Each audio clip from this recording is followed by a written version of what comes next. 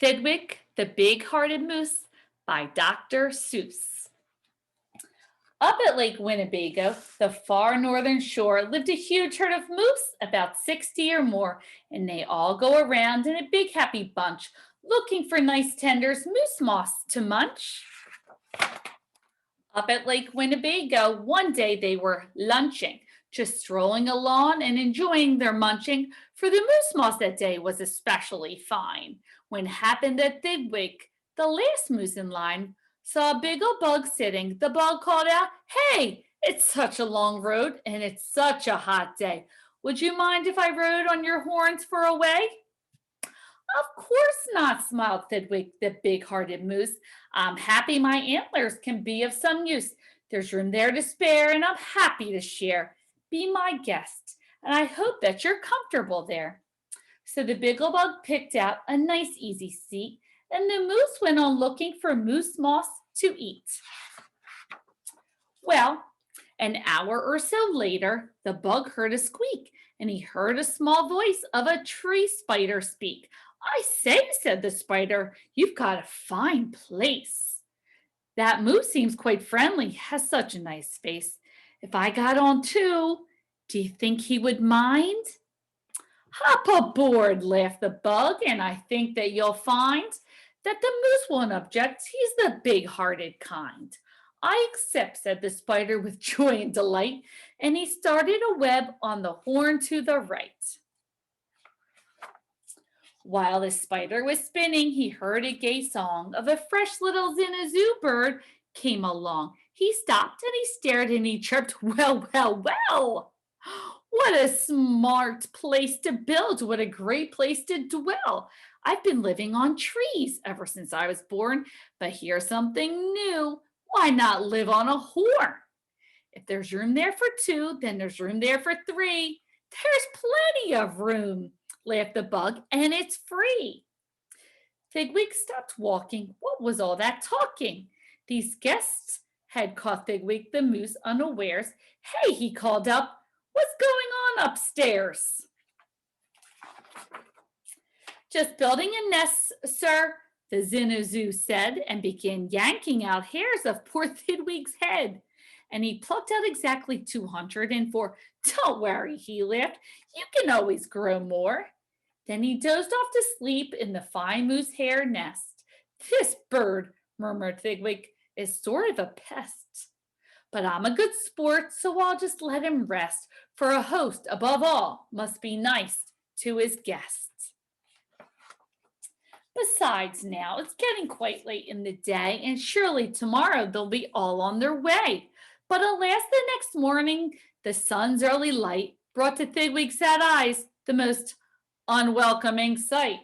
"Meet my wife," said the bird. "I was married last night. And perhaps, by the way, I should mention to you that her uncle is coming to live with us too. You're a very fine host, so I knew you'd be willing." Then the uncle, a woodpecker, started in drilling. All Thidwig's friends shouted, "Get rid of those pests!" "I would, but I can't," sobbed poor Thidwig. "They're guests." "Guests indeed," his friends answered, and all of them frowned. "If those are your guests, we don't want you around. You can't stay with us because you're just not our sort." And they all turned their backs and they all walked off with a snort. Now the big friendless moose walked alone and forlorn with four great big woodpecker holes in his horn. "What holes?" whispered Herman, a squirrel who spied him. "What holes to hide nuts in, Mind if I tried 'em?" "They're yours," called the woodpecker. "Get right inside 'em. This big-hearted moose runs a public hotel. Bring your nuts, bring your wife, bring your children as well." So the whole squirrel family jumped on pell-mell. Oh boy. And the very next thing the poor animal knew, a bobcat, a turtle were living there too. Now, what was the big-hearted moose going to do? Well, what would you do if this happened to you? You couldn't say scat because that wouldn't be right. You couldn't shout scram because that isn't polite. A host has to put up with all kinds of pests, for a host above all must be nice to his guests. So you tried hard to smile, and you try to look sweet, and you'd go right on looking for moose moss to eat. His antlers must be getting pretty heavy, don't you think? But now it was winter, and that wasn't easy, for moose moss gets scarce when the weather gets freezy. The food was soon gone on the cold northern shore of Lake Winnebago. There just was no more. And all Thidwick's friends swam away in a bunch to the south of the lake where the moose moss to munch. He watched the herd leaving, then Thidwick knew he'd starve if he stayed here. He'd have to go too. He stepped into the water, then, oh, what a fuss. Stop, screamed his guests. You can't do this to us. These horns are our home, and you're no right to take our home to the far distant side of the lake. Be fair, Thidwick begged with a lump in his throat. We're fair, said the bug. We've decided this by vote. All those in favor of going say yay. All those in favor of staying say nay. Yay, shouted Thidwick. But when he was done, nay, they all yelled. He lost 11-1. We win, screamed the guests, by a very large score. And poor starving Thidwick climbed back on the shore. Then do you know what those pests did? They asked in some more. They asked in a fox who jumped in from the trees. They asked in some mice, and they asked in some fleas. They asked in a big bear, and then, if you please, came a swarm of 362 bees.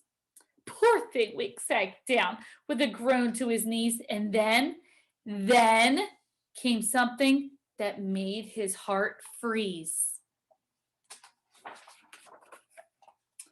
Bullets came zinging right past Thidwick's face. Guns were bing-banging all over the place. Get that moose, Thidwick heard a voice call. Fire again, and shoot straight, one and all. We must get his head for the Harvard wall. Uh-oh, must be hunting season. Thidwick took to his heels with a load on his head. With 500 pounds on his horns, the moose fled. He couldn't run faster without all those pests, but a host above all must be nice to his guests. Up canyons, off cliffs, over wild rocky trails, with bullets bang bouncing around him like hails, up gully, through gulch, and down slippery sluice, with his hard-hearted guests raced the soft-hearted moose. I don't know how he can run with all that on his head. Then finally they had him because all of those pests, he had run out of luck because those guests on his horn were stuck. He gasped, he felt faint, and the whole world grew fuzzy. Thidwick was finished completely, or was he?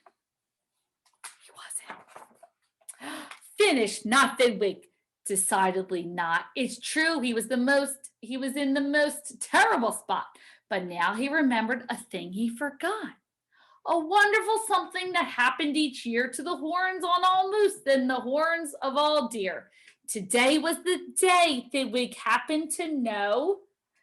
Do you have a guess what's going to happen?